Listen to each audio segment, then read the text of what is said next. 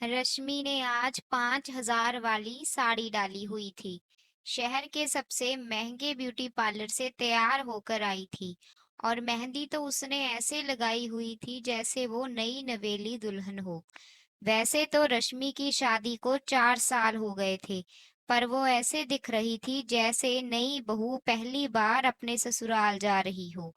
आज उसका इतना तैयार होने का हक भी बनता था, क्योंकि आज उसने अपने पति की लंबी उम्र के लिए करवा चौथ का व्रत जो रखा था।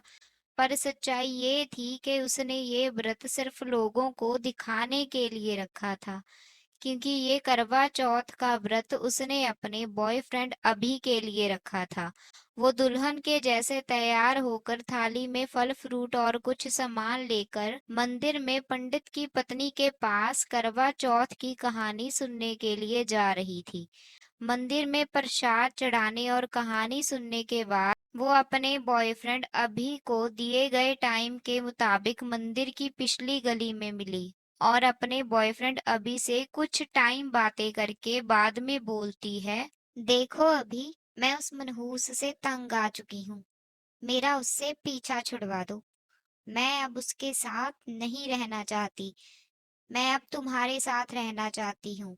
वो शाम को ऑफिस से छुट्टी करके आएगा, उसका रास्ते में ही एक्सीडेंट करवा देना, जो मेरा उससे सारी उम्र के लिए पीछा छूट जाए।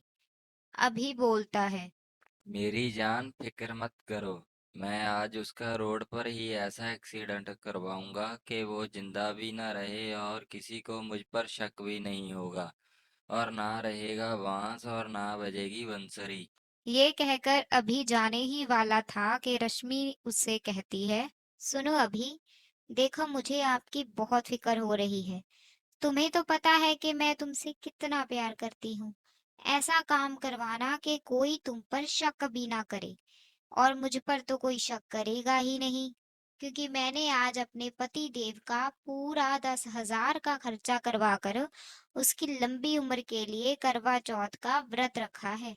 और सुनो, आज काम हो जाना चाहिए, क्योंकि अगले साल देखना तुम्हारी जान कैसे तुम्हारे लिए करवा चौथ का व्रत रखती है। इतनी बात कहकर रश्मि वहां से चली जाती है, पर अभी वहां पर एक खंबे की तरह खड़ा रह जाता है, क्योंकि रश्मि के आखिरी बोल उसके लिए जहर लग रहे थे। देखना अगले साल तुम्हारी जान कैसे तुम्हारे लिए करवा चौथ का व्रत रखती है। उसको ये बात अचानक लगे 440 वोल्ट बिजली के करंट जैसे लग रहे थे, जैसे किसी ने उसे प्यार से बुलाकर अपनी गोद में बिठाकर एकदम जहरीले बिच्छुओं का डंक मरवा दिया हो। अभी सोच रहा था कि अगली बार मेरे लिए करवा चौथ का व्रत आम औरतों के जैसा रखेगी या फिर अपने पति देव जैसा। रश्मि को मिलने के बाद हवा के जैसे उड़ने वाले अभी के कदम कांप रहे थे। उससे एक भी कदम चला नहीं जा रहा था, जैसे उसके पैरों में किसी ने बहुत ज्यादा वजन बांध दिया हो। और उसकी रश्मि के साथ आखिरी मुलाकात हो, क्योंकि अभी अपनी गर्लफ्रेंड के साथ कभी भी शादी नहीं करना चाहता था। वो सिर्फ उसके साथ टाइम पास कर रहा था, और रश्मि अपने पति को मरवाकर अपने बॉयफ्रेंड अभी से शादी रचाना चाहती थी। और अभी उसके पति को मारने का प्लान कैंसिल कर देता है और रश्मि को हमेशा के लिए छोड़ देता है।